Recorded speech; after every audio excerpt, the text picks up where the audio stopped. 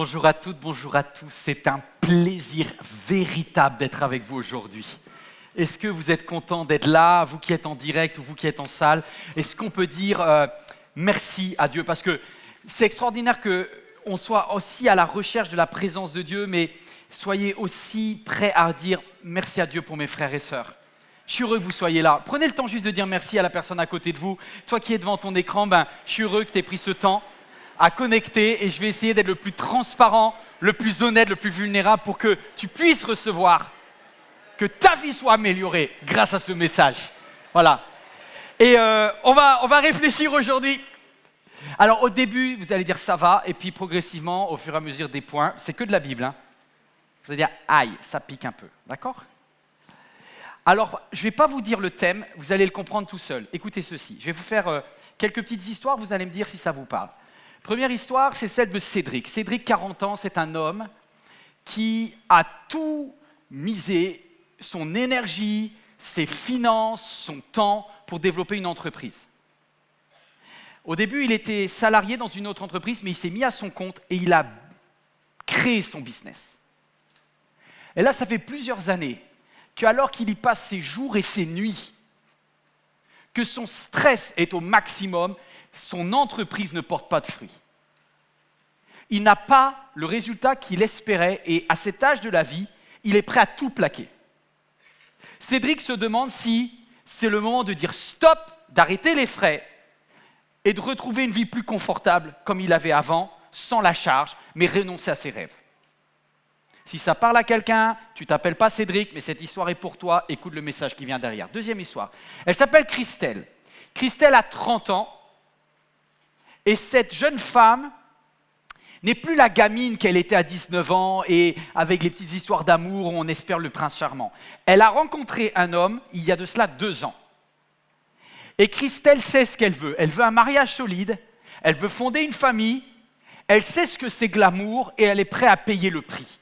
Sauf que l'homme avec lequel elle s'est engagée et qu'elle fréquente depuis 2 ans, ils sont fiancés aujourd'hui, non seulement elle ne voit pas de progrès dans sa relation, mais elle a l'impression que le couple qu'elle est en train de bâtir ne porte pas de fruits.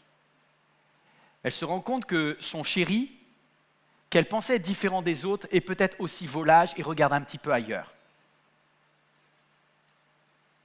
La question qu'elle vous pose, qu'elle me pose aujourd'hui, c'est est-ce qu'elle doit dire stop avant qu'il soit trop tard ou est-ce qu'elle doit faire encore les efforts nécessaires pour que ce couple devienne le couple qu'elle voudrait qu'il soit?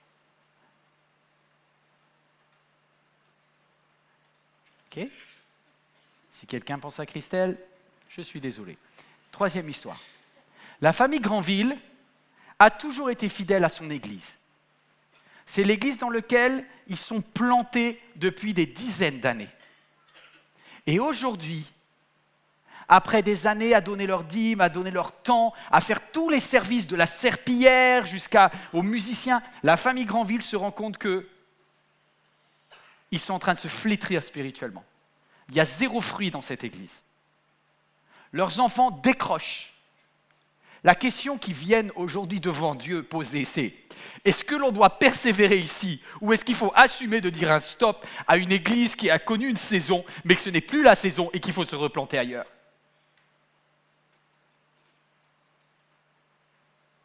Waouh! Talia a 23 ans. Elle pensait vraiment qu'elle allait être médecin. Elle a bossé, elle s'est accrochée. Mais aujourd'hui, elle est face à des échecs et elle voit que son rêve de projet professionnel s'achève. Est-ce qu'il faut qu'elle travaille encore un peu plus? Ou bien elle doit accepter l'idée que ce n'est pas fait pour elle? Si c'est ça, voici le titre qui s'affiche derrière moi, le timing de Dieu. Quand faut-il dire stop? Bon. Si quelqu'un est venu avec cette question aujourd'hui, on va ouvrir la Bible dans le livre de Luc au chapitre 13, du verset 6 au verset 9. C'est très court, c'est 3 versets. On va faire le travail d'un chirurgien parce que je sais qu'il s'agit de votre vie, Donc on va comme avec un scalpel essayer de comprendre qu'est-ce que Jésus essaye de te dire, parce que la bonne nouvelle, c'est que le Saint-Esprit a localisé ton problème et qu'il veut te parler aujourd'hui. C'est pour ça que tu écoutes ce message, c'est pour ça que tu es là aujourd'hui. Et si le Seigneur savait que tu avais besoin d'entendre ça, il sait aussi comment te répondre. Mais accroche-toi jusqu'au bout, même si c'est douloureux parfois. Voici ce que Jésus dit. Jésus va parler d'une parabole, mais cette parabole, c'est ta vie. Un homme avait un figuier planté dans sa vigne. Il vint y chercher du fruit, mais il n'en trouva pas. Alors il dit au vigneron, « Voilà 3 ans que je viens chercher du fruit sur ce figuier et je n'en trouve pas. Alors coupe-le. Pourquoi occupe-t-il la terre inutilement ?» Mais le vigneron lui répondit, « Seigneur, laisse encore cette année. Je creuserai tout autour, je mettrai de l'engrais, j'y mettrai de l'engrais. Peut-être, à l'avenir, donnera-t-il du fruit. Sinon, tu le couperas. » On va prier ensemble. Père, tu es le Dieu qui connaît parfaitement nos vies. Tu sais exactement où on en est et tu sais nos frustrations. Peut-être l'envie de quelqu'un de tout plaquer ou de continuer à donner une chance, au risque de perdre du temps, au risque de perdre de l'énergie, au risque de se perdre lui-même. Je te prie pour que par le Saint-Esprit, tu puisses faire que ce texte qui a été écrit il y a 2000 ans soit pour nous aujourd'hui une révélation. Au nom de Jésus, Amen. Amen. Et faut-il continuer ou dire stop ? Vous savez pas quoi, ça dépend de votre personnalité déjà. Je suis juste obligé de vous dire en introduction que ici, dans cette salle et devant leur écran, il y a des personnalités différentes. Il y a des personnalités du syndrome de l'infirmière. Vous avez tendance systématiquement à prendre des plans foireux et à espérer qu'avec tous vos efforts et en vous sacrifiant, vous allez finir par régler le problème.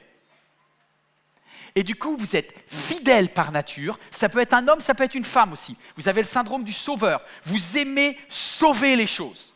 Donc, votre difficulté va être de dire stop. À l'inverse, ici, il y en a qui ont le syndrome du samouraï. Vous avez le sabre léger. Et vous êtes de cette génération qui, quand ça ne marche pas, slack, tu coupes et tu zappes. Donc, en fonction de votre personnalité, il y a déjà un biais à la réponse. Mais moi, ce qui m'intéresse, c'est qu'est-ce que Dieu pense. Faut-il persévérer ou oser dire stop? Et là, vous avez plein de choses qui viennent dans votre tête. Vous avez peut-être le magnifique chant de Olivier Chewa que vous aviez chanté à l'église. Persévère, si Dieu a mis un rêve dans ton cœur, garde-le comme un trésor. Et s'il tarde, t'attends. Ça parle à quelqu'un ou pas? Est-ce que ça te concerne toi? Si Dieu a mis un rêve dans ton cœur, persévère. Et là, tu prends la parole et tu dis, je persévère. Mais peut-être que Dieu va te dire, non, on coupe. Parce qu'il y a parfois dans nos vies des moments où Dieu dit, coupe. Et là, c'est très difficile de dire adieu à quelque chose que j'ai aimé. Parce que Cédric, il aime son entreprise. Parce que Christelle, elle aime cette personne. Sinon, elle n'aurait pas passé 2 ans de sa vie à essayer de construire ce couple. Ne dites pas à Talia que la médecine, ce n'était pas le rêve de sa vie. Ne dites pas à la famille Granville que cette église ne compte pas. Comment on dit adieu à quelque chose qu'on a tant aimé? Waouh! Eh bien, c'est le thème de cette parabole. Cette parabole, je dois juste, pour terminer cette introduction, vous dire 2 choses. Déjà, il y a ce que j'appelle des analyses classiques et une analyse peut-être un peu différente, celle que je vous présente aujourd'hui. Par respect pour ce texte, je voudrais juste vous remettre dans le contexte. Toujours, une parabole a été donnée par Jésus à un public spécifique, et ce public, c'est le public des gens qui vivaient dans la province romaine de Palestine, de Judée à l'époque de Christ. Donc on est dans l'an 30, et quand Jésus donne cette parabole, il sait à qui il s'adresse. Il y a une foule comme vous aujourd'hui, comme toi devant ton écran qui est devant lui. Et cette foule, c'est un peuple juif. Et il leur dit, un propriétaire avait un figuier au milieu d'une vigne. Qui est le propriétaire? Alors, la plupart des paraboles, Jésus donne l'explication. Mais dans cette parabole, il ne dit pas qui est quoi. Dans la parabole du semeur, par exemple, Jésus va dire « Voici qui est le semeur, voici quel est le champ, etc. » Là, il n'a rien dit. Donc, c'est à nous de penser ce que Jésus disait. sous-entendait. Je pense que c'était très clair pour sa génération. Un propriétaire, le propriétaire, c'est Dieu. Parce que dans la plupart des paraboles, quand on parle du propriétaire, du boss, il fait référence à Dieu le Père. Voici, le propriétaire avait une vigne et un figuier au milieu de sa vigne. La vigne, c'est Israël. La vigne, c'est le peuple. La vigne, c'est toutes ces personnes qu'il a en face de lui. Mais le figuier, c'est qui? Quand tu creuses, tu vois que le figuier d'Israël, en général, fait référence à la loi et aux gardiens de la loi. Le figuier, c'est très probablement les pharisiens qui se prennent au-dessus. Vous voyez, la vigne, elle est là, mais le figuier, il est au-dessus de la vigne.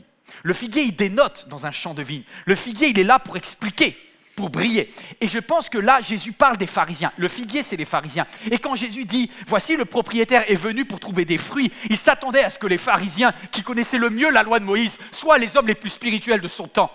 Et voici ce que Jésus leur dit, mes amis, je vous aime de tout mon cœur, mais ça fait beaucoup de temps déjà que vous portez aucun fruit de la repentance. Et le mot 3 ans, bam, est une révélation de Dieu. Parce que combien de temps Jésus a expliqué aux pharisiens qu'ils devaient changer de vie? 3 ans. Et il est sur le point de mourir à la croix. Il ne leur reste que quelques temps. Il leur reste moins d'une année. Voici pourquoi il dit, ça fait 3 ans que le propriétaire est venu chercher des fruits chez vous et qu'il ne trouve pas les fruits de la repentance. Voici pourquoi Dieu se dit, je vais tout couper. Mais le vigneron. Et le vigneron, c'est celui qui prend soin de la vigne. Vous savez qui est le vigneron? C'est Jésus. Le vigneron, il dit au propriétaire, laisse-moi creuser. Laisse-moi me dépouiller pour leur donner une dernière chance. Ça, c'est l'esprit de Christ. C'est pour ça que même à la croix, il dira, Père, pardonne-leur, car ils ne savent pas ce qu'ils font. Si jamais il y a un pharisien qui s'appelle Saul, peut-être qu'un jour il pourra devenir Paul. Et c'est pour ça que le vigneron dit, laisse une année encore, papa. Cette analyse, elle est magnifique. Mais je pense que si Jésus a mis cette analyse-là en l'an 30, c'est aussi pour nous parler 2000 ans plus tard. Et c'est pour ça que tu écoutes ce message et que toi qui es dans la salle, tu as bien fait de venir aujourd'hui, parce que Dieu est sur le point de te donner un conseil. Est-ce que tu es prêt à entendre le conseil de Dieu pour ta vie? Si vous êtes, dites pas oui là, éteignez, arrêtez de perdre votre temps. Celui qui veut entendre le conseil de Dieu pour sa vie, c'est maintenant qu'une parole qui était précise et définie va te donner la vie aujourd'hui, 2000 ans plus tard. Voici ce que ce pourrait être cette parole. Le propriétaire, c'est toi.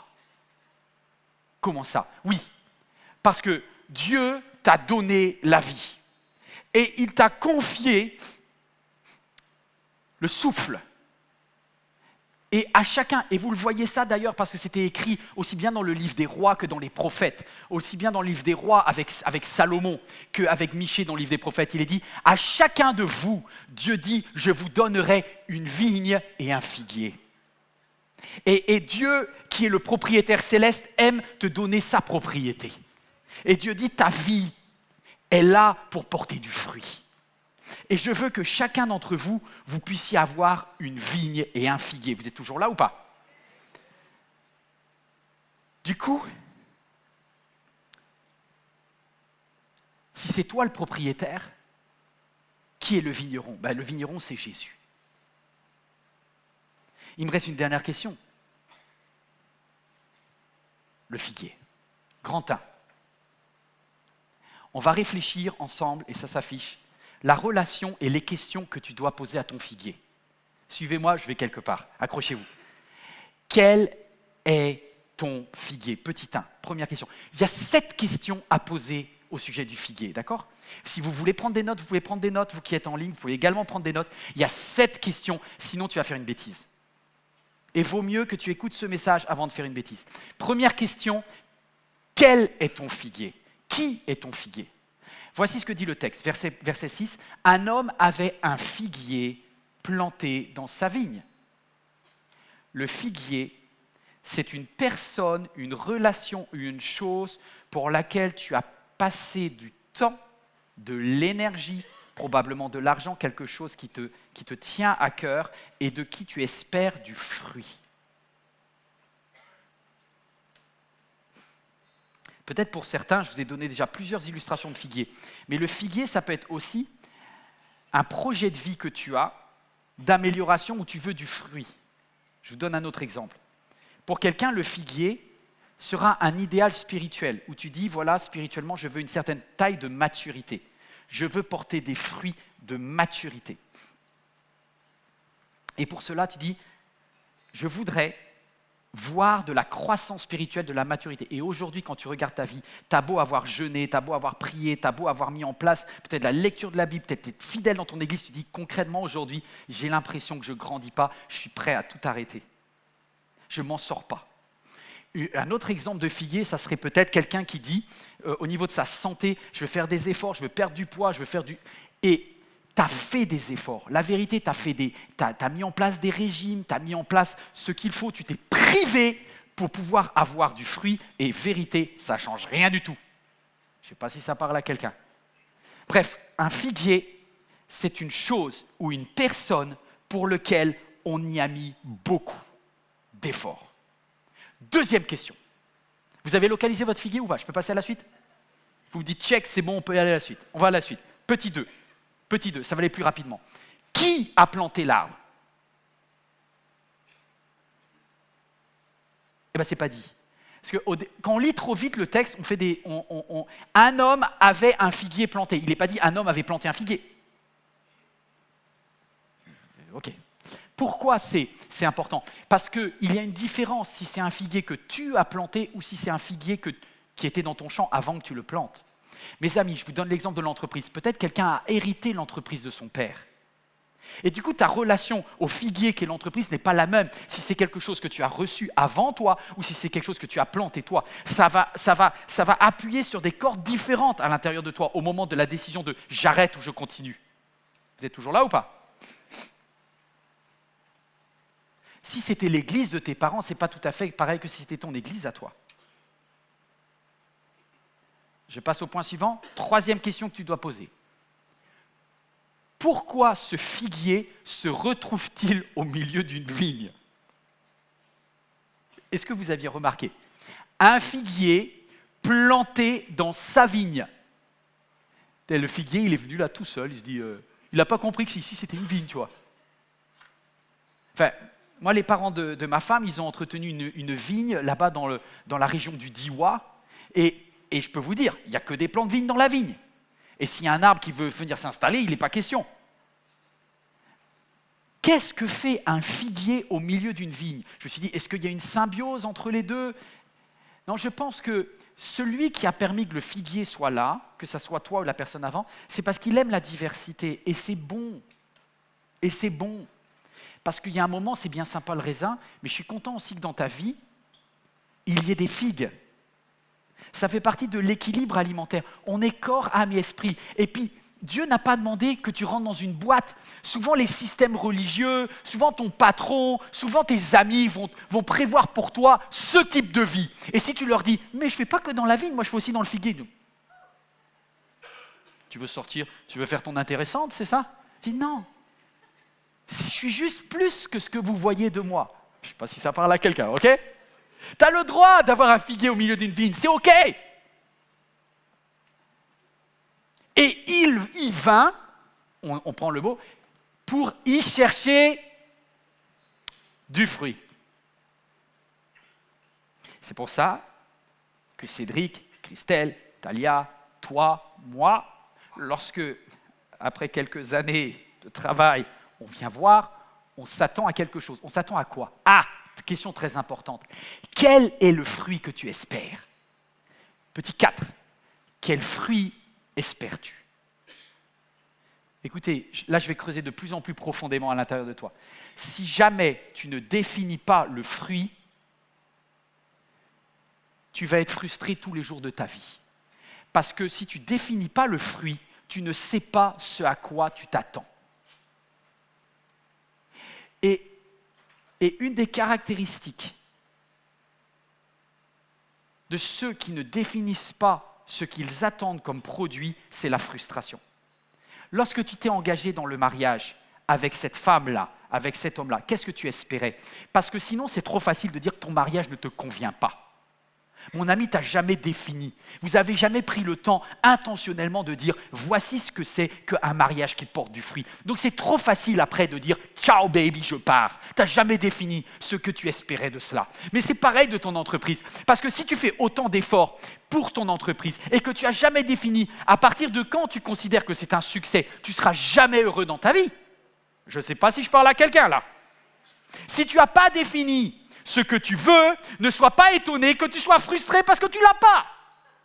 Ne t'attends pas à trouver d'ailleurs du raisin sur un figuier. Parce qu'il n'y a rien de pire comme frustration que d'aller chercher quelque chose que tu n'as aucune chance de trouver. Combien de prises de tête, de conflits, parce qu'on n'a pas défini quel était notre objectif. Si tu ne définis pas ce qu'est pour toi l'église dans laquelle tu veux t'investir, comment tu peux bien la connaître ? Tu vas comme ça, au feeling. Donc il suffit que ton feeling soit bas pour que tu dises non, c'est nul, je zappe.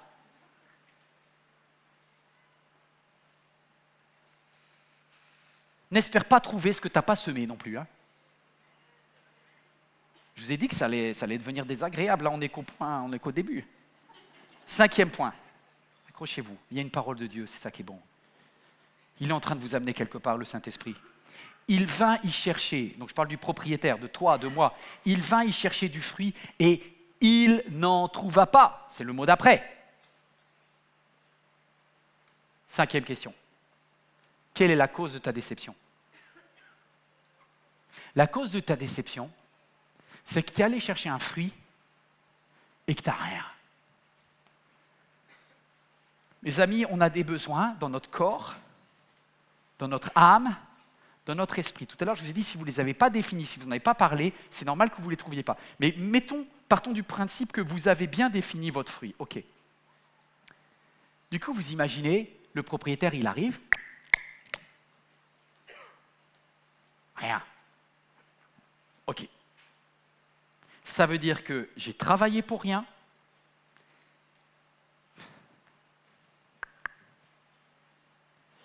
Frustration de l'improductivité. Mais regardez, je vous amène quelque part. Ce qui m'intéresse là-dedans, c'est que la perception du figuier va faire un 180 dans la seconde qui vient après cette phrase. Jusque-là, le propriétaire, lorsqu'il venait voir le figuier, il était en mode peace and love. Et pour certains, c'était peut-être les premières années de ta relation. Parce qu'au début, tu voyais ton chéri, tu voyais ta chérie, et tu étais là, love chérie. Tout va bien. C'était OK. Mais avec le temps, tu ne trouves pas le fruit, et là, tu n'en trouves pas, boum, ça fait percuter ta vision, et le même chéri devient quelqu'un de pénible. Hey, j'ai envie de te dire un secret, il l'était depuis le début, c'est toi qui as changé dans ta perception de lui. Peut-être l'entreprise au début, tu étais là avec des yeux où tu disais « mon entreprise, mon business, mon machin ». La vérité, c'était la galère aussi. La seule personne qui a changé, ce n'est pas l'entreprise, c'est ta perception du truc. Et si ta perception a changé, c'est très intéressant parce que ça veut dire que lorsque tu vas voir le figuier désormais, tu n'y vois plus quelque chose de positif, mais tu vois un problème. Et tout change, parce que tu ne viens plus à l'église avec joie, tu viens avec l'église en râlant. Tu ne vas pas, faire ton régime avec joie, tu fais ton régime en disant « merde, ça va pas ce truc !» Eh bien, je vais dire, c'est pas prêt de s'améliorer si tu vas comme ça. Du coup, j'ai fait des recherches sur le figuier, c'est ça qui m'intéresse, le figuier.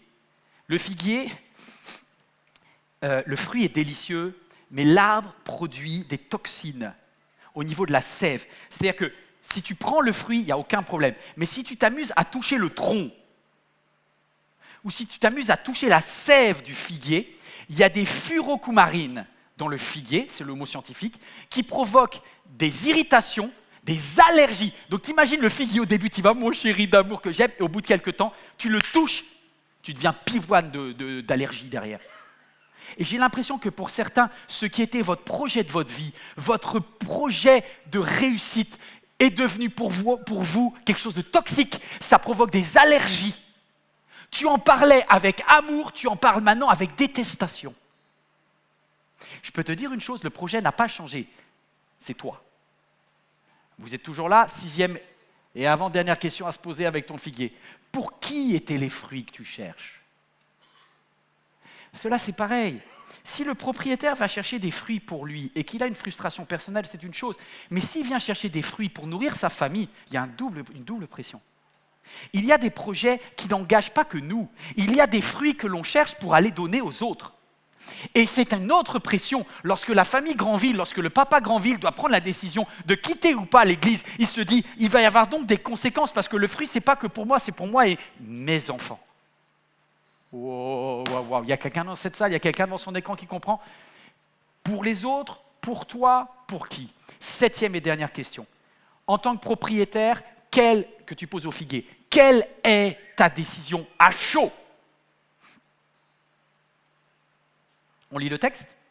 Alors il dit au vigneron, voilà 3 ans que je viens chercher du fruit sur ce figuier. Je n'en trouve pas, coupe-le! Pourquoi occupe-t-il la terre inutilement? À chaud, ce figuier, tu ne le vois plus comme un rêve, mais tu le vois comme un problème. Et du coup, tu dis à ce figuier, tu pompes l'eau de ma vigne. C'est-à-dire qu'en tant que figuier, là, tu empêches le reste des projets de ma vie d'exister.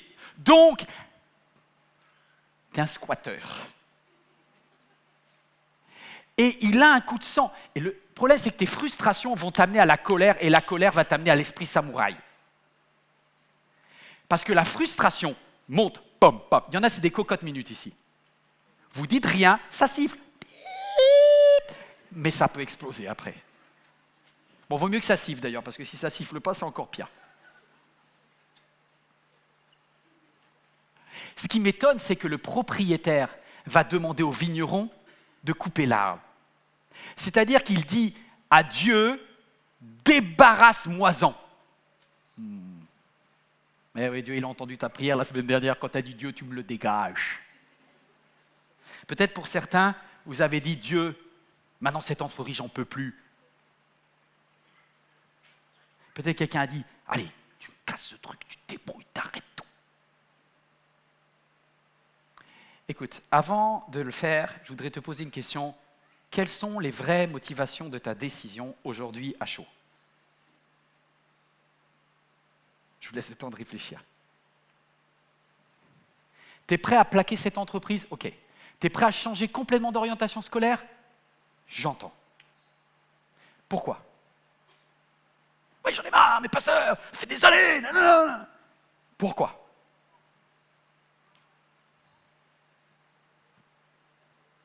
Je te dis juste une chose, c'est un conseil en passant, et peut-être ça vient de Dieu. Mais si tu prends ta décision de couper suite à tes frustrations, en général, c'est une mauvaise décision. C'est mon expérience et mes erreurs du passé. Je t'en supplie, fais pas les mêmes erreurs. Si tu dois couper quelque chose dans ta vie, c'est possible, mais fais-le dans un objectif qui est lié à la foi et pas à la frustration. Si tu me dis, monsieur le vigneron, dégagez-moi de ce figuier parce que j'ai un vrai projet de mettre un nouveau plan de vigne à la place, ou bien de planter un abricotier, ou bien de planter un figuier, et tu vois, tu as un vrai projet construit derrière. Mais si c'est coupé pour le plaisir de te débarrasser d'un problème et de ta frustration, j'ai peur que même coupé, le figuier continue à être allergisant. Donc si tu n'as pas la solution aujourd'hui, que dois-tu faire? Grand 2. Demande l'avis d'un spécialiste. Grand 2, le vigneron est ton figuier. Ah, vous êtes prêts? Est-ce que vous en avez encore ou on arrête là? On peut aller encore un peu? On va creuser, parce que là, moi, je m'attends à ce que Dieu, et je suis sérieux quand je le dis, pour ma vie, ça m'a parlé. Je pense que ça va parler à quelqu'un. Si en tant que propriétaire, je cale et je ne sais pas que faire, je vais demander au vigneron, petit 1, qui est le vigneron? Je vais vous dire qui est le vigneron. Alors que le propriétaire du figuier est venu le voir 3 fois, puisque ça fait 3 ans qu'il vient, d'accord, hein? Je peux vous dire que le vigneron, lui, il passe toutes ses journées dedans. Le vigneron aime la vigne encore plus que le propriétaire. Je voudrais te dire que ce vigneron, c'est l'Esprit de Dieu dans ta vie. Et tu crois que tu connais et que tu as aimé ce projet. Et moi, je te dis que l'Esprit de Dieu qui sonde tout, qui scrute tout, connaît parfaitement ta relation avec cette personne. Et l'Esprit de Dieu prend soin de cette personne qu'aujourd'hui tu veux couper, parce que l'Esprit de Dieu l'aimait avant même que tu existes. L'Esprit de Dieu était là et l'Esprit de Dieu a tout vu ta relation et votre interaction depuis 3 ans. Est-ce que je parle à quelqu'un? L'Esprit de Dieu connaissait cet esprit que tu avais pour l'entreprise. Il était là au début, il connaissait peut-être l'entreprise avant même que tu investisses comme tu t'es investi aujourd'hui. Peut-être que tes études, il connaît tout de tout. Avant même, nous dit la Bible, que je sois né, quand j'étais dans le ventre de ma mère, tu me connaissais parfaitement et tu savais déjà tous les jours de ma vie. Est-ce que vous savez que le vigneron passe beaucoup plus de temps dans la vigne, dans votre vigne que vous-même? Est-ce que quelqu'un voudrait faire confiance à ce spécialiste? Mes amis, on peut faire notre vie sans Dieu et on peut arriver dans une vigne en disant « c'est ma vigne, rien à faire ». Et moi je dis que tu as tout intérêt à ce qu'il y ait un vigneron dans ta vigne. Ce vigneron, c'est l'Esprit de Christ. Et lorsque l'Esprit de Christ est dans ta vigne, il y a quelqu'un qui te conseille et qui te dise « Voici ce que fera le Saint-Esprit ». C'est Jésus qui parle, il dit « Il vous instruira dans toute la vérité ». Il sera votre consolateur, il sera votre guide. Tu lui demanderas, demandez et il vous répondra. Mes amis, avant de laisser vos émotions tout casser dans votre vie, demandez au Saint-Esprit. Parce qu'il est là pour ça.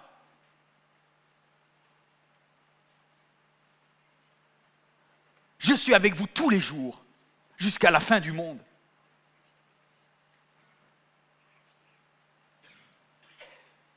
Vous savez, le vigneron, pour moi, c'est vraiment l'Esprit de Christ, l'Esprit de Dieu.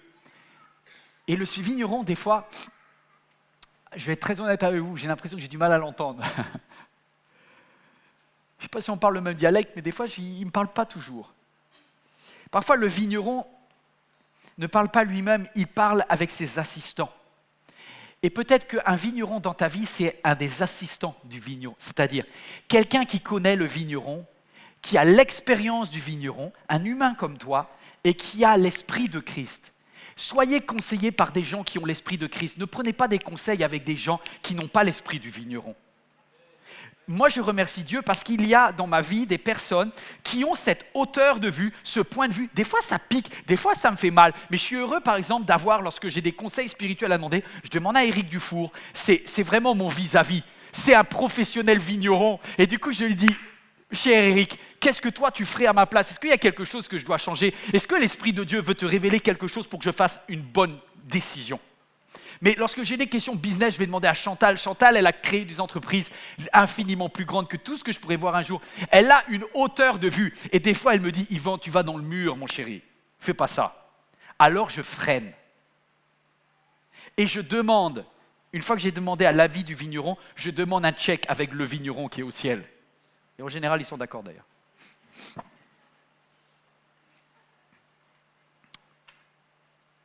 Attention. Je vous fais une petite alarme.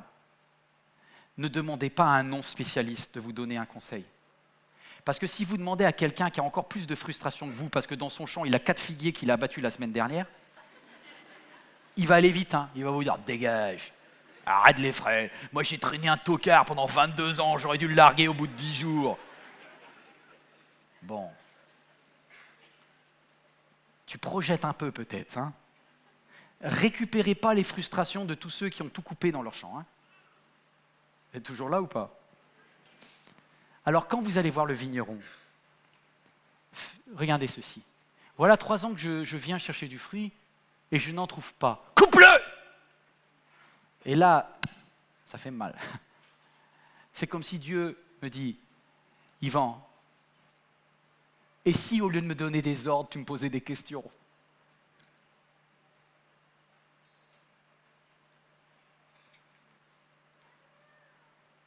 Est-ce que quelqu'un vient de prendre une petite claque du Saint-Esprit là? Arrête de donner des ordres à Dieu. Pose-lui des questions. Petit 2. Alors, monsieur le vigneron, quel est ton conseil? Vous êtes prêt à entendre le conseil du vigneron? Le vigneron, on lit ensemble, il faut qu'on lise ensemble. Lisez la parole, c'est extraordinaire cette parole. Laisse-le encore cette année. Je creuserai tout autour, j'y mettrai de l'engrais. Peut-être, à l'avenir, donnera-t-il du fruit. Sinon, tu le couperas. Laisse-le encore cette année, je creuserai tout autour, j'y mettrai de l'engrais, peut-être à l'avenir donnera-t-il du fruit, sinon tu le couperas. Laisse-le encore cette année, j'y creuserai tout autour, j'y mettrai de l'engrais, et peut-être qu'à l'avenir donnera-t-il du fruit. Sinon, regardez, petit 3. Pourquoi faut-il donner du temps ? 3 ans, c'est beaucoup, là. Vous savez qu'un arbre, normalement, peut-être qu'il ne donne pas la première année, mais en général, la deuxième année, ça passe, quoi. Il n'y a rien de pire que quelque chose que tu attends et puis qui n'arrive jamais, quoi. Ça use. Encore une année. Juste pour information, vous savez à partir de quand un figuier est à pleine maturité ? Le summum de la récolte, c'est 7 ans. Donc peut-être qu'il va falloir que tu calmes un peu. Oui, c'est un figuier tardif, d'accord ? C'est pas le plus productif du monde. Mais qui sait si tu n'as pas un Moïse en puissance, tu vois ? Moïse, il s'est révélé tardivement, vous avez compris, hein ? C'est à 80 balais qu'il a commencé à rentrer pleinement en maturité de fruits. Hein. Il y a des Sarah dans la salle aussi. Hein. Tiens, Abraham, il aurait pu la larguer plus jeune. Hein. Il dit, elle est stérile, la dame, là. C'est à 99 balais que qu'Abraham est devenu papa, pardon. Ça tarde un peu, hein. Donc des fois, keep calme.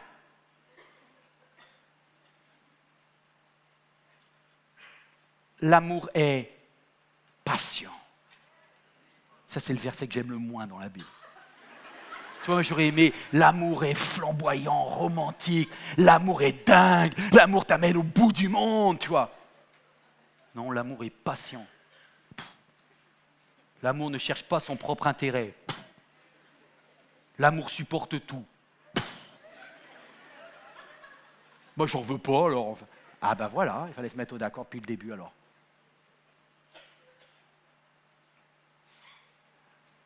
Juste 2 choses quand même, pour être complètement clair. Est-ce que le vigneron a dit que tu vas devoir attendre jusqu'à la fin de ta vie ? Non. Le vigneron dit, laisse une année. C'est-à-dire que la notion de timing, ah mes amis, j'aurais aimé entendre ce message avant de faire des bêtises dans ma vie. Tu as le droit de fixer une limite au supportable. Écoute bien ça. Je ne suis pas en train de te dire que tu dois voir t'y coller et prendre un risque ad vitam aeternam. Non, il y a un moment où tu as le droit de dire « game over », on arrête les frais. Mais sauf que, parce que sinon tu vas mourir en fait. Mais deuxième chose, par contre le timing doit être raisonnable pour donner une vraie chance. Parce que je vous vois venir à dire « je lui laisse 3 jours ». Tu vois, le gars il va se dire « pétard, comment tu veux sortir une figue en 3 jours ?» Il y a ton entreprise, ton école, ton couple, ton église ne va pas se changer en 3 jours. Vous êtes toujours là ? 4e question à poser. Pourquoi faudrait-il donner une nouvelle chance, une dernière chance ?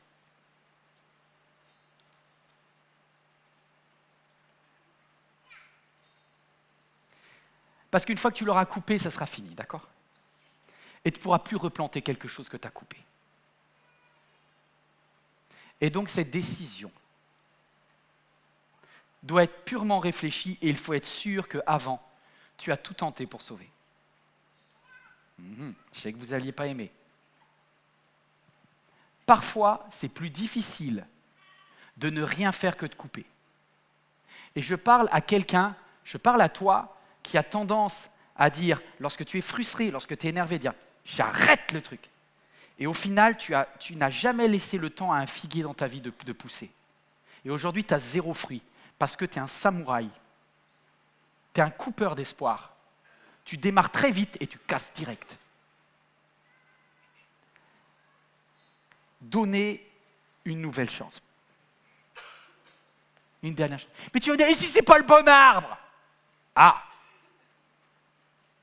Pasteur, si vous le connaissiez, non, je ne le connais pas, mais Dieu le connaît. Alors on va parler. Vous savez qu'il y a des figuiers, c'est des figuiers mâles. Vous voyez où je veux venir, où je veux en venir. Si tu attends qu'un mâle, à lui tout seul, porte du fruit, tu vas attendre longtemps. Un figuier mâle ressemble au figuier femelle. Sauf que tu ne trouveras jamais des figues comestibles sur un figuier mâle. Tu vas voir des trucs, mais ce n'est pas comestible. Le figuier mâle s'appelle le figuier de bouc. Il y en a qui disent, pétard, c'était ça. C'était ça depuis le début. Mon église, mon entreprise, mon chéri, c'était un bouc. Et moi, comme un âne, Attendez, avant de juger, on va continuer un petit peu. Hein. Oui, c'est vrai. Non, je dis ça parce que je pense à une petite dédicace à JP, mon beau-frère. Il a été chercher des poules. Il a fait quelques kilomètres, il les a achetées pas cher. Hein. Il les a installées. 1 mois, pas d'œufs. 2 mois, pas d'œufs. Il me dit un jour, la poule s'est mise à chanter différemment. Qu'est-ce qu'on arrive? Je dis, mais purée, on m'avait vendu des poules. C'était des coqs. Je dis, là, il n'y a pas d'espoir. Je dis, là, tu peux prier, tu peux chercher, tu peux jeûner, tu peux demander. À mon avis, il ne se passera rien. Bon, tous ceux qui ont un figuier de bouc dans leur vie, les amis, c'est sans espoir. Voilà, je vous dis la vérité. Mais maintenant que vous avez ri, j'arrive à un point que vous allez moins aimer. Vous êtes prêts? Dis à ton voisin, si tu es dans la salle, ça va piquer. Toi qui es devant t'as pas de voisin, tant mieux. Regarde-moi quand même, reste concentré, ça va piquer un peu. Ok, on a vu que peut-être c'était pas le bon moment et l'amour est patient, c'était le petit 3. On a vu aussi peut-être que c'était pas le bon arbre et dans ce cas-là, coupe-le, perds pas de temps, c'est tout simple. Mais peut-être que c'est pas le bon propriétaire.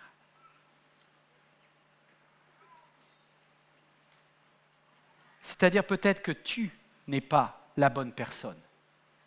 Peut-être que tu n'as pas pris soin de ce figuier que Dieu avait permis qu'il soit dans ta vie. Parce que je vais te dire une chose sur ton conjoint. Ce conjoint que tu veux larguer, parce que tu dis qu'il n'est pas productif en termes d'amour, en termes de sexualité, en termes de rêve, en termes de ceci. Moi je te dis, avec quelqu'un d'autre, elle aurait fleuri, mon ami. Mais que vivre avec toi, ce n'est pas un cadeau. Hein. Et que la vérité, c'est que celui qui n'a pas eu de chance, ce n'est pas le propriétaire, c'est le figuier qui n'a pas eu de chance de tomber sur toi. Et là, j'ai dit, Yvan, pleure un coup, mais arrête de croire que c'est forcément la faute du figuier. Il y a ici des personnes qui, ah oui, tu as un petit peu prié, tu as un petit peu travaillé avant ton examen et tu as dit, Dieu, je veux que ça porte du fruit. Mais la vérité, tu as passé beaucoup plus de temps sur Netflix que sur tes partiels, d'accord? Donc, à un moment, tu es devenu spécialiste en Netflix beaucoup plus que spécialiste en biologie, d'accord?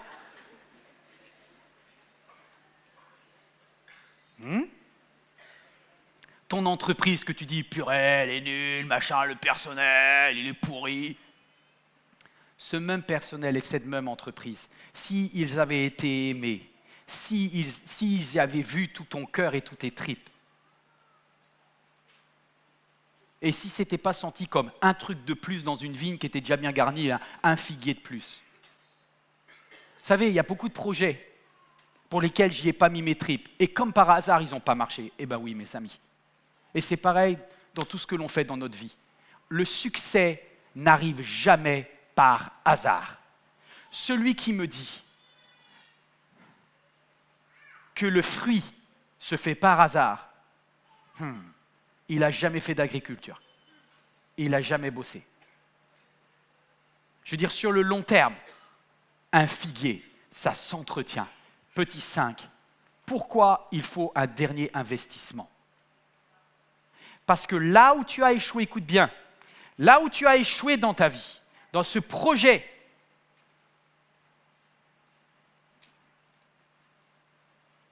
le vigneron peut faire quelque chose.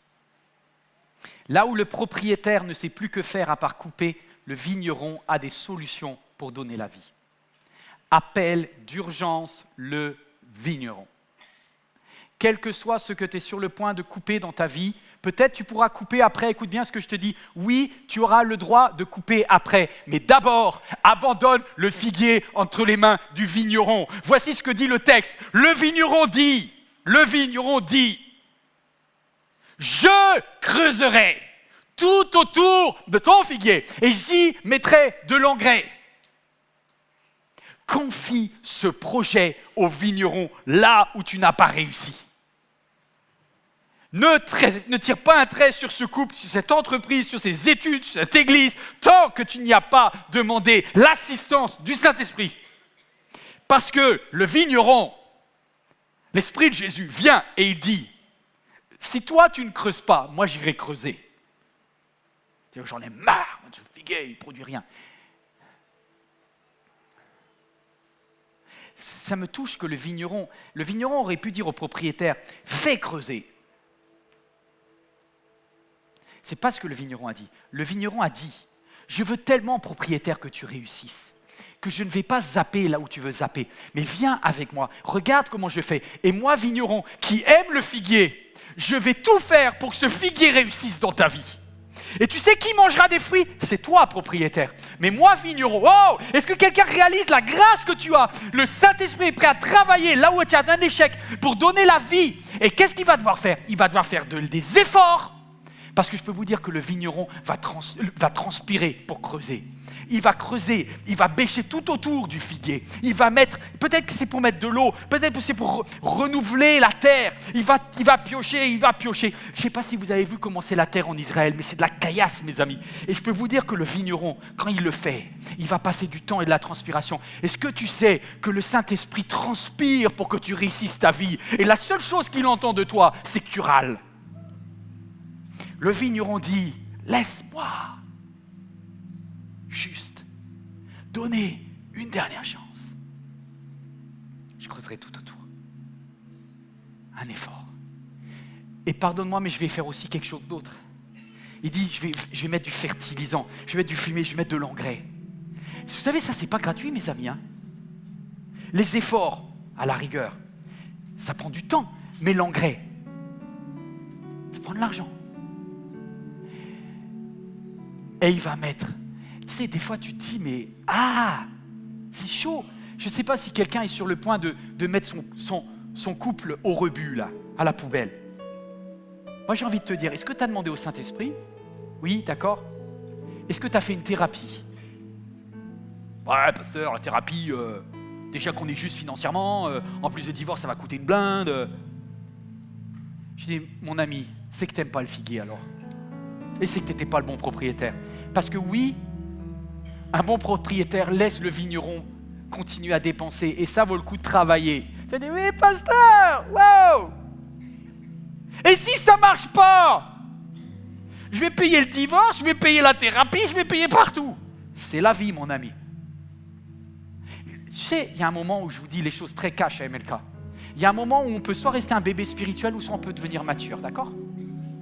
Et si l'église MLK, et c'est merveilleux cette église, on a eu 164 baptêmes hier, on est une maternité géante. C'était un rêve. Peut-être nos anciens ont prié, ils ne l'ont pas vu de nos yeux, mais hier, 164 baptêmes, j'étais juste complètement fou.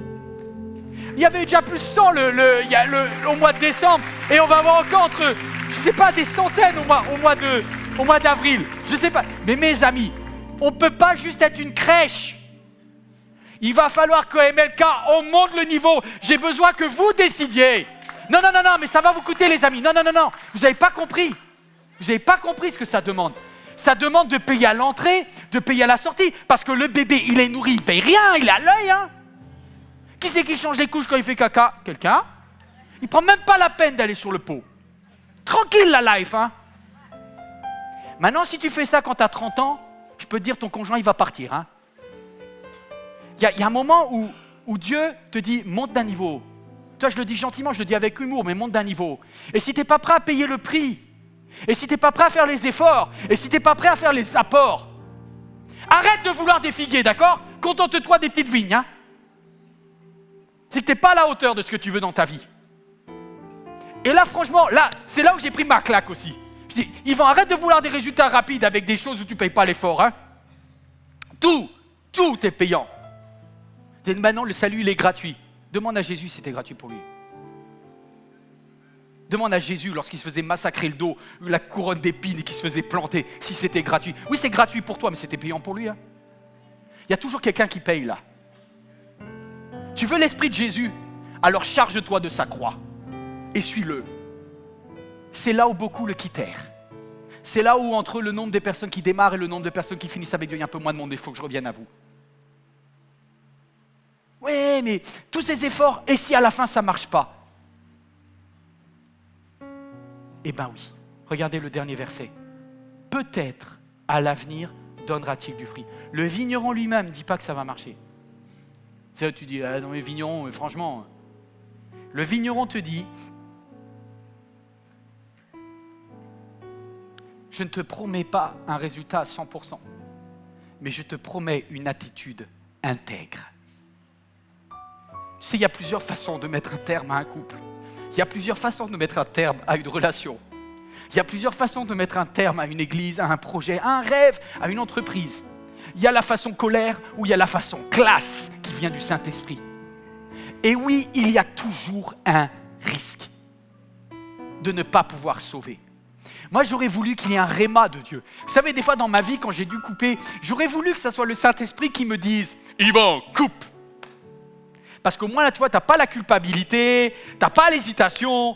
Mais tu sais, parfois, Dieu nous donne des rémas dans notre vie. Et des fois, tu n'as pas besoin de te prendre la tête, il te dit, c'est là que tu dois aller. Par exemple, je vous donne un petit détail, mais il y a tellement de pasteurs qui m'ont dit, comment tu as reçu de Dieu l'idée qu'il fallait implanter à Créteil? Je dis, mais j'ai jamais reçu. J'ai pas eu de réma.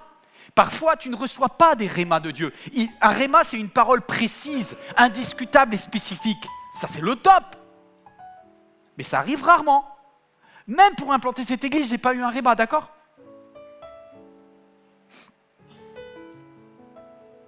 Compliqué. Alors du coup, si ce n'est pas un réma, comment sait-on qu'on est au bon moment, au bon endroit, au bon moment, dans la belle attitude? Le temps fera que ça portera des fruits. Et c'est pour ça que Jésus dit, quand vous ne savez pas, il ne dit pas, mettez-vous en 4G, 5G du ciel, téléchargement, fibre optique du ciel. Bzzz, Seigneur, dis-moi si je dois... Attends. Le principe de base, c'est pas sois un illuminé.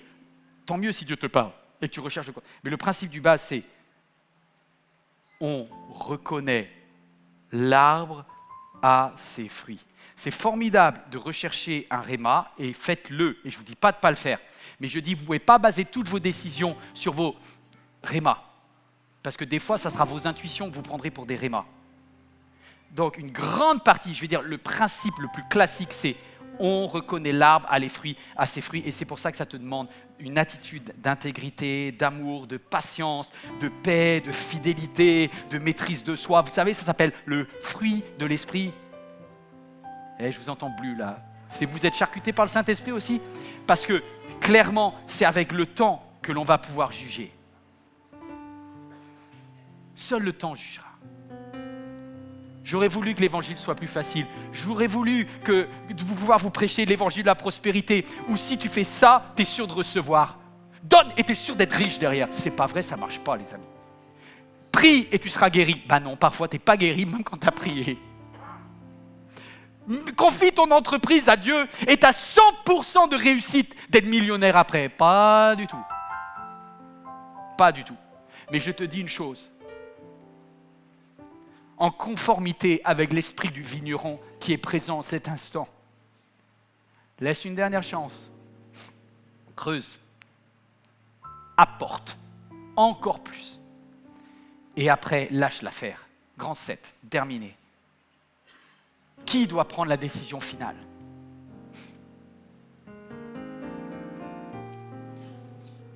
Ça, c'est vraiment le moment le plus difficile. Je pensais que le vigneron allait dire au propriétaire « Et je le couperai ». Non, le vigneron dit, ça s'affiche. Le vigneron dit au propriétaire « Laisse encore une année, laisse-moi bosser, laisse-moi travailler. Et après, tu le couperas. Dieu ne fera pas le travail à ta place. Tu sais pourquoi? Parce que tu serais capable de lui en vouloir. Tu serais capable, une fois que le figuier est coupé, de dire « Dieu, c'est toi qui as coupé !» Et Dieu dit « Non, non, non, non, non, non, non. Vous êtes responsable de votre vie, j'ai fait de vous des gens matures, j'ai fait de vous des propriétaires. C'est à vous de prendre la décision de vos vies. Si tu arrêtes tes études, ma chérie, c'est ton choix. C'est ton choix. Moi, je suis là avec toi au partiel. Moi, je suis là quand tu révises. Mais si tu veux arrêter et te réorienter, c'est ton choix. Tu veux arrêter l'entreprise, tu es prêt? Ok, c'est possible. Il n'a pas dit non. Dieu est ok avec la notion de temps et de saison. Dieu a lui-même créé des saisons. Sinon, l'hiver n'existerait pas. Pourquoi Dieu a créé des saisons? Parce qu'il accepte que les arbres meurent. Ok? Et la vie après la vie. Mais la décision, et je vous quitte là-dessus, finale te revient. Parce que Dieu a fait de vous, il vous a donné son esprit. Il n'a pas dit vous êtes des bébés. Il a dit vous êtes des fils et des filles du roi. Vous avez son ADN et vous avez son autorité. Et donc vous avez aussi sa responsabilité. Et il est d'accord de faire réussir vos projets. Et il est aussi d'accord que vous mettiez un terme à vos projets. Mais faites-le avec son esprit.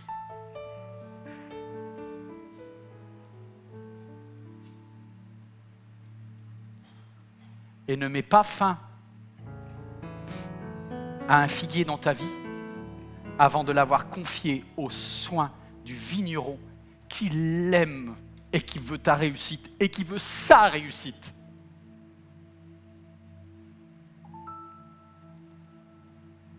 Le vigneron est avec toi aujourd'hui. Est-ce que quelqu'un est prêt à confier son figuier au vigneron? Dans ce cas-là, lève-toi à ta place maintenant. Maintenant, tu te lèves à ta place. Si quelqu'un ici, ne regarde pas ton voisin, regarde pas ta voisine. Toi qui es devant ton écran, ça te concerne. Toi, tu te lèves pour dire Dieu, voici mon figuier.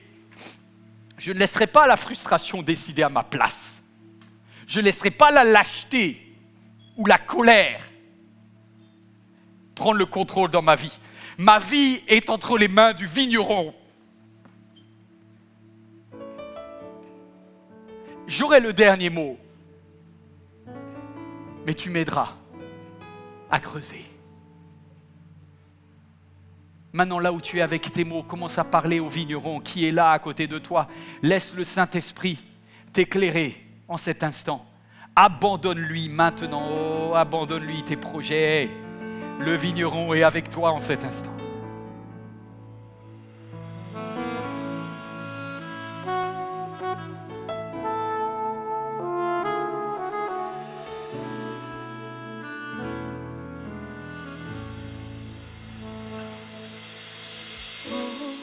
Entre tes mains, j'abandonne tout ce que j'appelle le mien. Oh, ne permets à personne, Seigneur, d'en reprendre rien. Oui, prends tout, Seigneur. Oui, prends tout, Seigneur. Entre tes mains, j'abandonne tout avec bonheur. Tu connais mieux que moi-même tous les besoins de mon cœur. Et pour mon bonheur suprême, tu veux me rendre vainqueur. Oui, prends tout. Oui, prends tout, Seigneur. Oui, prends tout, Seigneur. Je ne vis plus. Je ne vis plus pour moi-même, mais pour mon sauveur. aujourd'hui comme un cri du cœur. Prends mon corps. Prends mon corps et prends mon âme, que tout en moi soit à toi, et que par ta divine flamme tout mal soit détruit en moi. Oui, prends tout, Seigneur. Prends tout, Seigneur. C'est ma prière aujourd'hui, oui. Oui, prends tout, Seigneur. Oui, prends mon corps et Prends mon corps et prends mon âme, règne sur mon. oui, prends tout, Seigneur. Oui, prends tout, Prends tout, Seigneur. Oui, prends tout, Seigneur. Prends mon corps, prends mon âme, dis-lui. Prends mon corps et prends mon âme, règne sur mon cœur, Règne sur mon cœur. règne sur mon Encore une fois, règne sur mon cœur. cœur, règne sur mon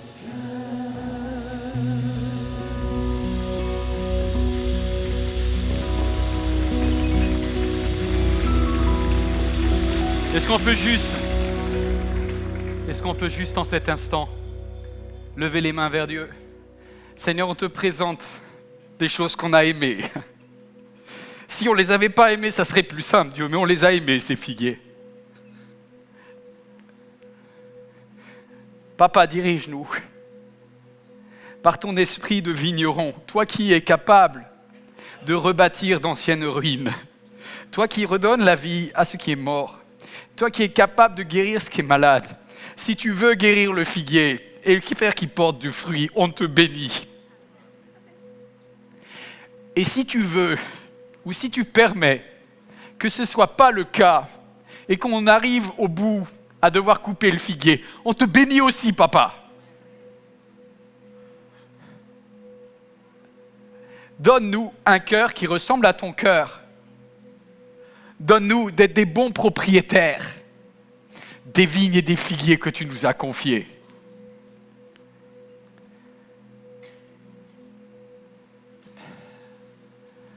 Alléluia, Jésus. C'est dans le nom de Jésus que nous avons prié. Et on te remet nos figuiers. Amen. Amen. Que Dieu soit béni. Je vous avais dit, ça allait être pas facile aujourd'hui. Mais c'est fait pour les gens matures. C'est fait pour ceux qui en veulent plus avec Dieu. Vous pouvez reprendre place. Si quelqu'un a besoin de prière après un tel message, envoyez un message à prière@églisemlk.fr. Mais vous pouvez également venir sur le devant. Pour vous qui êtes en présentiel, on va prier avec vous, on va intercéder. J'ai vraiment à cœur de prier pour toi qui es devant ton écran là. Parce que c'est aujourd'hui là que tu as pu recevoir de Dieu le schéma. Reprends tous les 7 points que tu dois poser au figuier et les 7 points les 7 questions que tu dois poser au vigneron. Reprends tout, refais dans l'ordre et check bien ton cœur. Parce qu'il en va de la production. Il en va de la production de ta vie. Waouh! Ça va demander du temps. Ça va te demander peut-être de faire un after avec Dieu. D'aller passer du temps dans la prière et d'accepter qu'il y ait du temps. Du temps. Ah! Waouh!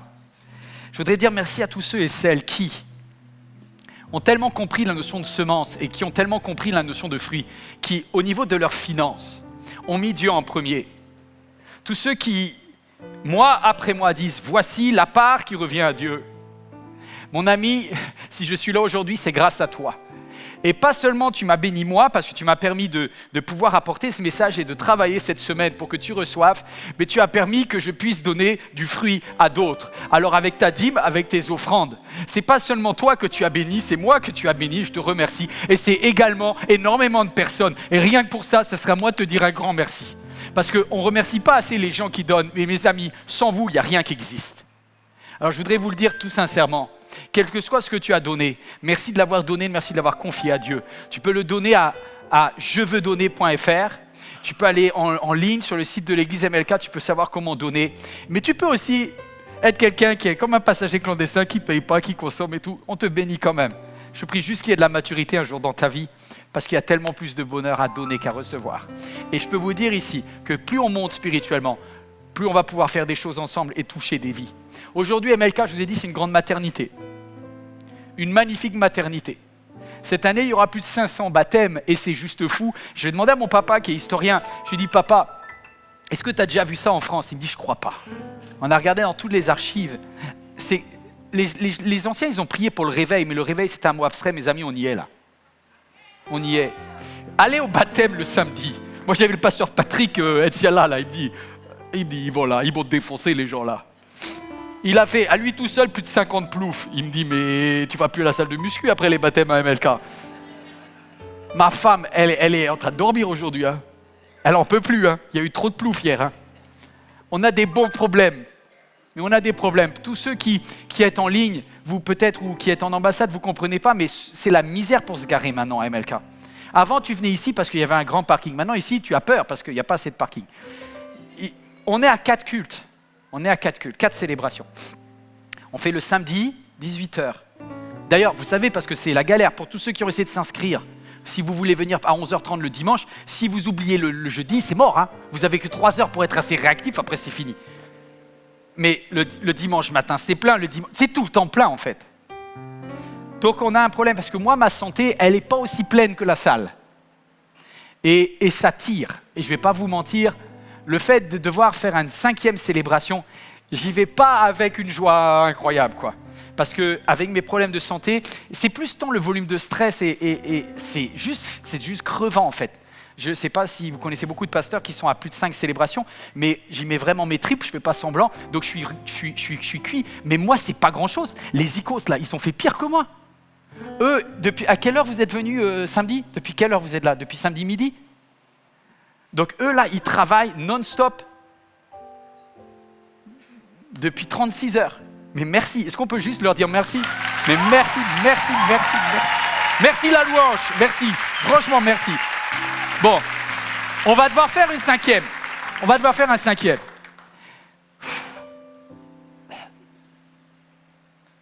Mes amis, j'aimerais qu'on ait une plus grande salle aussi. Je ne pensais pas en 2021, après avoir accouché d'un gros bébé quand même, je ne pensais pas que 2 ans et demi plus tard, on serait déjà... Donc on va devoir probablement reconstruire un nouvel auditorium, afin qu'ici ça devienne... Votre enthousiasme me touche, mais mes amis, l'engrais, il est chez vous. Hein, parce que moi, j'ai creusé, j'en peux plus. Hein. Donc je ne sais pas si vous avez donné pour cet établissement-là, mais nous, on a donné. Et je remercie tous ceux qui ont donné avant 2021. Et il y en a quelques-uns ici. Mais les autres, là, aidez-nous, parce que sinon, on va caler. Donc mon rêve, c'est de pouvoir avoir déjà un plus grand parking. Donc à l'heure actuelle, je suis en train de négocier avec le département du 94, avec Madame la préfète pour l'État et avec le maire de Créteil, pour pouvoir construire un parking de 450 places sur le côté.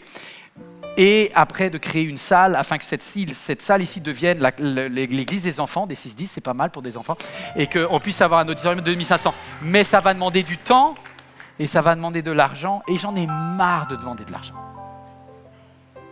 Le temps à la rigueur, mais l'argent, les amis, soit vous vous prenez en main, soit ça va être compliqué.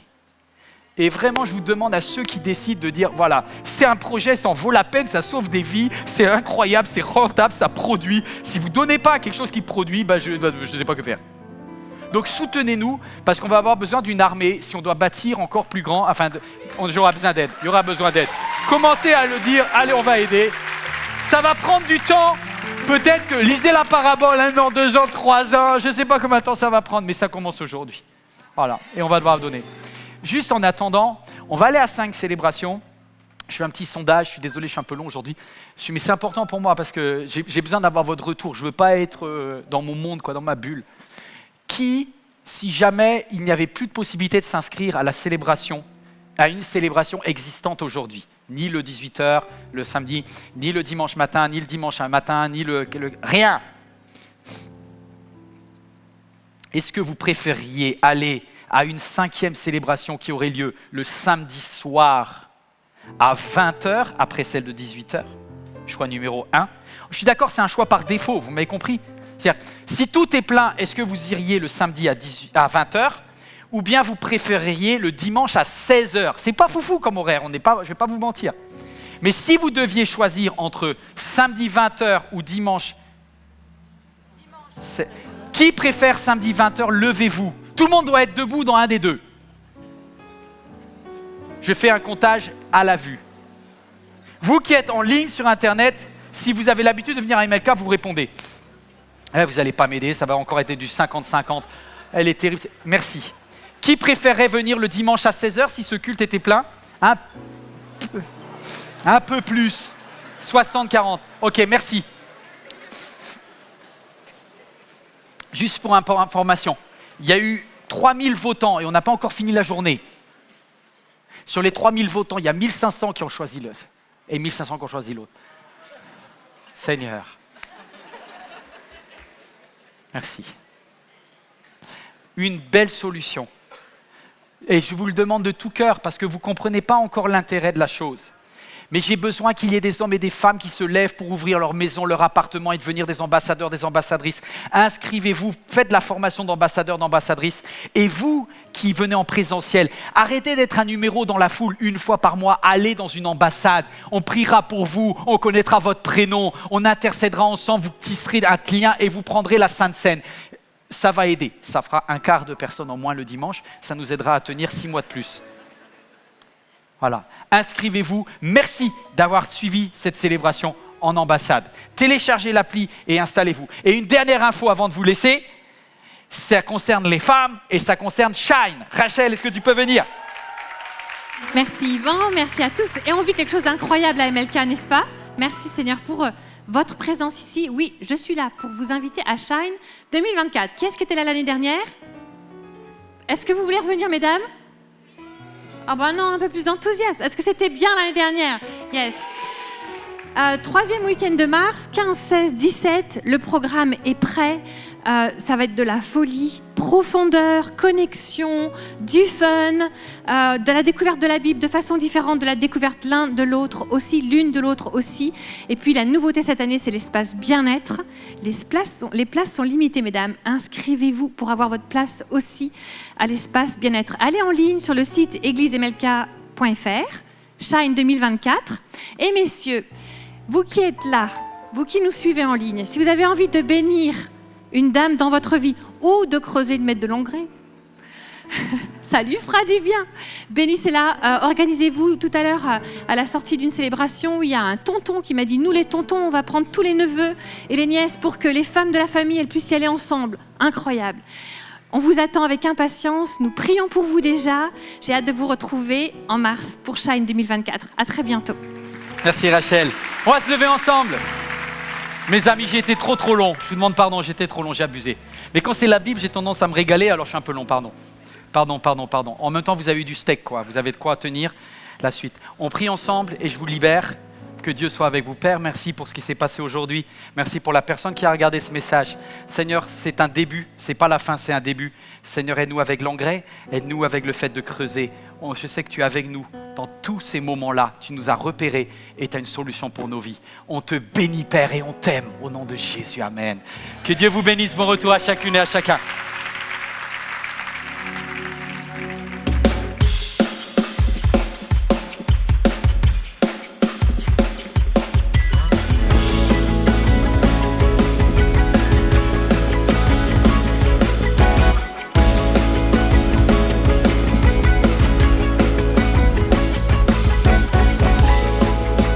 Sans besoin d'être aimé, d'un amour sans limite.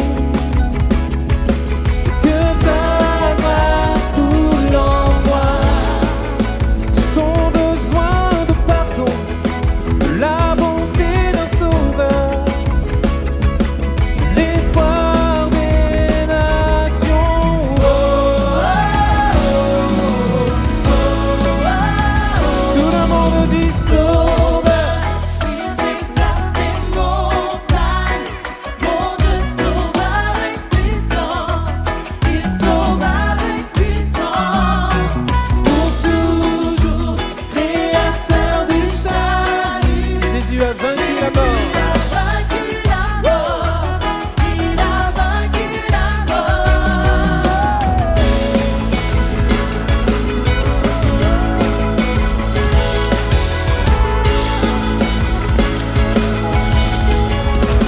Prends-moi tel que je suis là. Et prends-moi tel que je suis. Toutes mes peurs et mes échecs. Viens remplir ma vie. Je donne ma vie pour te suivre. Dans tout ce que je sois, je me soumets.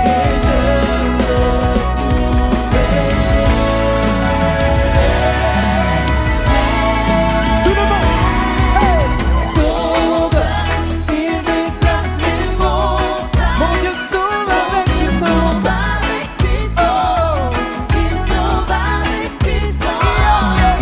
Pour toujours, créateur du salut. Sauve avec Jésus puissance. a vaincu la mort. Il a vaincu la mort. Sauveur, sauveur, il déplace les montagnes. Mon Dieu sauve, sauve Avec puissance. Il sauve avec puissance. pour toujours. Toujours, Créateur du salut, Jésus a vaincu la mort. Il a vaincu la mort. Tu as vaincu la mort. Yeah, yeah, yeah, yeah, yeah. Quelles que soient les circonstances, je sais que je suis plus que vainqueur. Je veux proclamer que ta lumière brille dans ma vie, dans mon cœur, ma famille, dans ce pays, pour que le monde voit. On va le dire ensemble. Resplendis pour que le monde voit. Nous chantons pour la gloire du roi ressuscité. Son nom est Jésus. Resplendis pour que le monde voit. Nous chantons pour la gloire du roi ressuscité. Yeah, yeah, yeah, yeah, yeah. Resplendis pour que le monde voit. Nous chantons pour la gloire du roi ressuscité. Resplendis, resplendis, oh, oh, oh. Pour que le monde voit. Nous chantons. Allez, on y va. Resplendis, resplendis, resplendis, resplendis pour que le monde voit.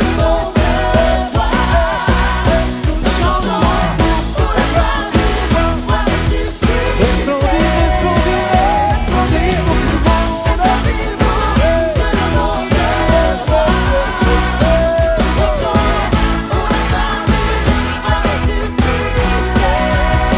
et tout le monde dit yeah, yeah, yeah. Et tout le monde dit yeah, yeah. Encore une fois, en toutes circonstances, yeah, yeah. Oh, nous chantons pour la gloire du roi ressuscité.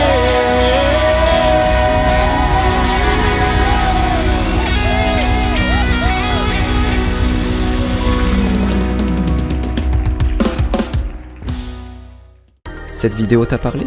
Clique sur j'aime. N'oublie pas également de t'abonner et de déclencher les notifications.